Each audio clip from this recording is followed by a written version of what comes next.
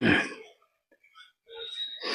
दोस्तों, इस सवाल को देखिए। डिस्काउंट का बहुत ही प्यारा सवाल है, ठीक है ना। यहाँ पे देखिए 10% जो है छूट देने के बाद जो वैल्यू है आपकी वो 28,800 है, ठीक है ना।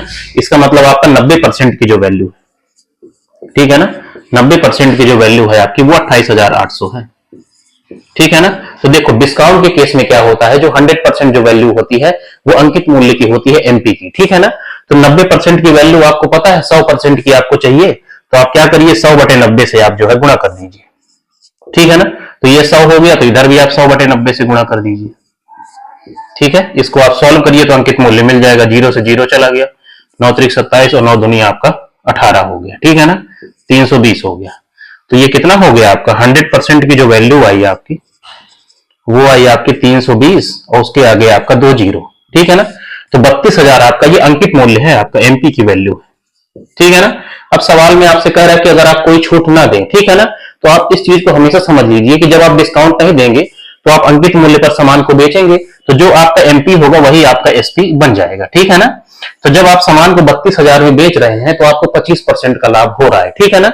इसका मतलब ये 125% की जो वैल्यू है, 125% की जो वैल्यू है वो 32,000 आपको दी हुई है, ठीक है ना।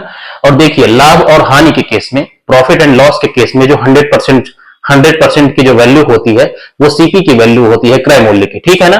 तो 125% की वैल्यू पता है 100% की आपको चाहिए है, तो क्या करिए आप 100/125 से गुणा कर दीजिए, ठीक है ना। तो ये 100 हो गया, इधर भी आप जो है 100/125 से गुणा कर दीजिए, ठीक है ना। तो ये कितना हो गया 25 चौको 100 और 25 पंचे 125, ठीक है ना।